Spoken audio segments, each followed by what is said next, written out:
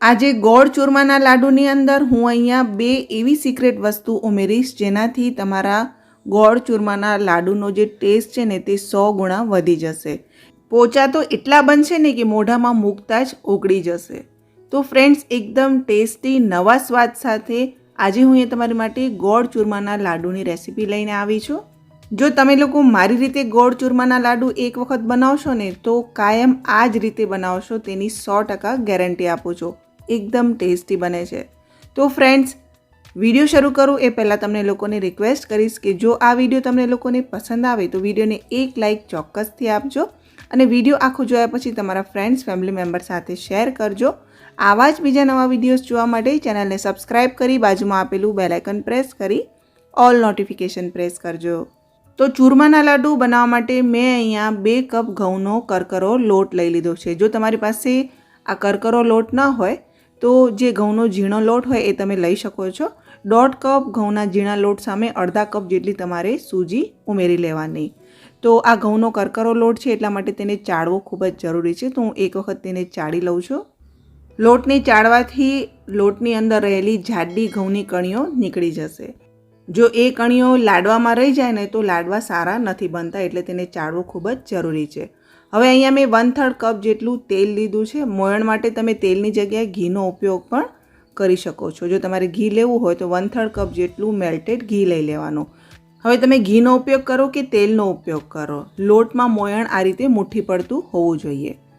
તેલ કે ઘી મિક્સ કર્યા બાદ આ રીતે આપણે લોટને મુઠ્ઠીમાં લઈએ તો લોટ જે છે એ મુઠ્ઠીમાં એકદમ સરસ બંધાવો જોઈએ. ત્યારબાદ મેં અહીંયા 1 કપ જેટલું ગરમ પાણી લીધું છે. અડધા કપ જેટલું પહેલાં ઉમેરીશું. ચમચાની મદદથી આપણે તેને સારી રીતે મિક્સ કરી લઈએ. જો તમે ઝીણા લોટનો ઉપયોગ કરવાના હોય ને તો ગરમ પાણી ઉમેરવાની જરૂર નહીં પડે, પણ જો તમે કરકરા લોટથી લાડુનો લોટ બાંધતા હોય ને તો તેમાં ગરમ પાણી ઉમેરવું ખૂબ જ જરૂરી છે. તો મિશ્રણ ગરમ છે એટલે ચમચાની મદદથી પહેલાં એકદમ સરસ મિક્સ કરી લઉં છું. મેં આખા 1 કપ પાણીનો ઉપયોગ કરી લીધો છે અને હવે આપણે તેને હાથની મદદથી એકદમ સરસ બાંધી લઈએ. આ લોટ જે છે એ કઠણ બાંધવો ખૂબ જ જરૂરી છે. ભાખરી કરતાં પણ આપણે તેને થોડો કઠણ જ બાંધીશું. તો મેં અહીંયા લોટને બાંધી અને 1 થી 2 મિનિટ માટે તેને એકદમ સરસ ચોળી લીધો છે.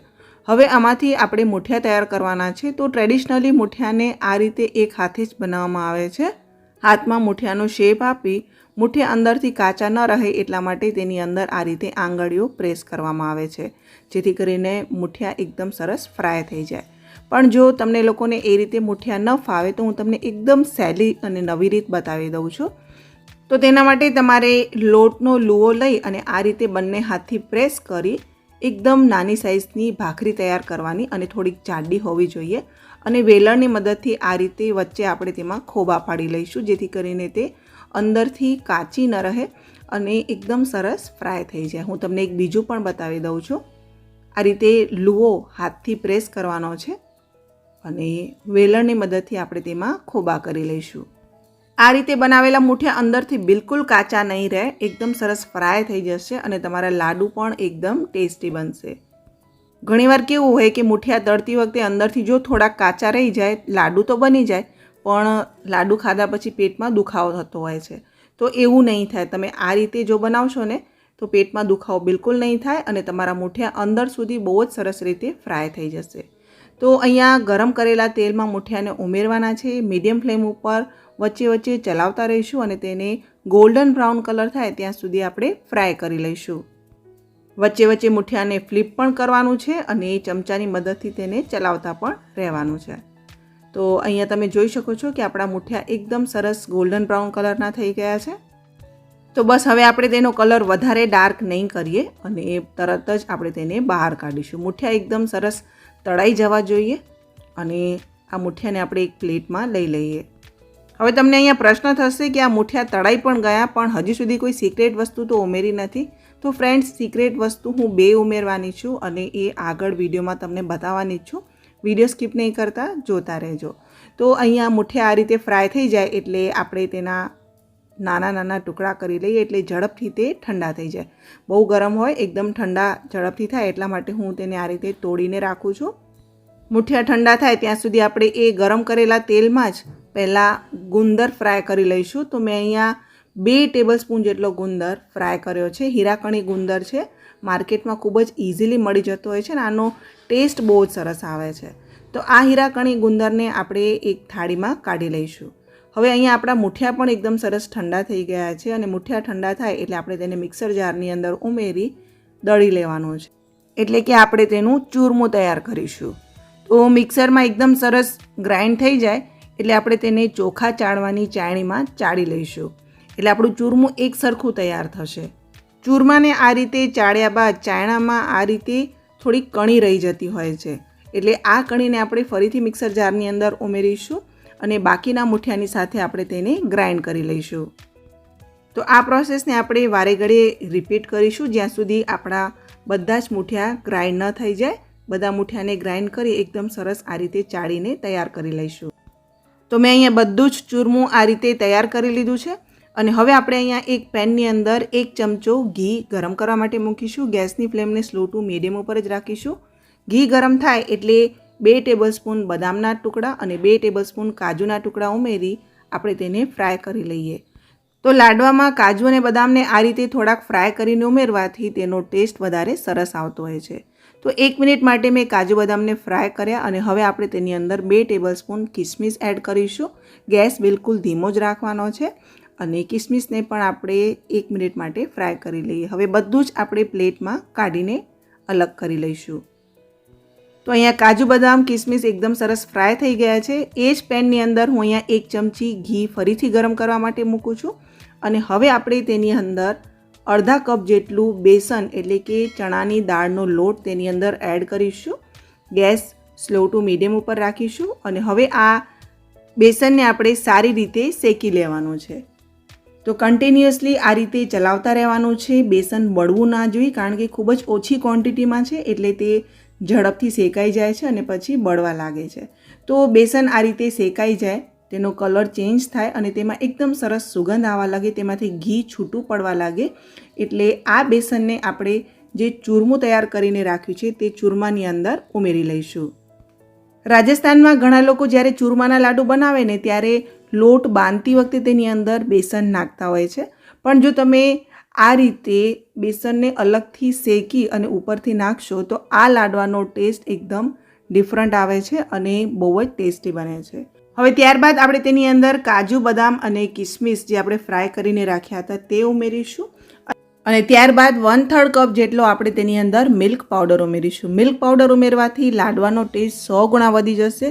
100% તમે પહેલાં ક્યારેય આ રીતે મિલ્ક પાવડર ઉમેરી ગોળ ચૂરમાના લાડુ નહીં બનાવ્યા હોય, એકવાર બનાવજો, બહુ જ સરસ બને છે અને તમે કાયમ આ રીતે જ બનાવશો એટલા ટેસ્ટી બને છે.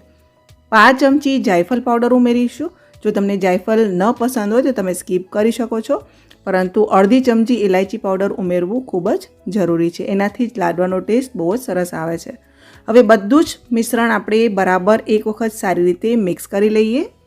તો ચૂરમાની અંદર આ 2 સિક્રેટ વસ્તુ શેકેલું બેસન અને મિલ્ક પાવડર ઉમેરવાથી તમારા ગોળ ચૂરમાના લાડુનો ટેસ્ટ 100 ગુણા વધી જશે. બધું બરાબર મેં અહીંયા મિક્સ કરી લીધું છે અને ત્યારબાદ અહીંયા જે મેં ગુંદર ફ્રાય કરીને રાખ્યો હતો એ ગુંદરને પણ આપણે વાટકીની મદદથી દબાવી થોડોક નાનો કરી લઈએ અને આ ગુંદરને આપણે ચૂરમાના મિશ્રણમાં એડ કરી લઈશું. તો ગુંદર ઉમેરવું બિલકુલ ઓપ્શનલ છે, તમે તેને સ્કીપ કરી શકો છો અને ગુંદર ઉમેર્યા બાદ તેને પણ એકદમ સરસ આપણે મિક્સ કરી લઈશું.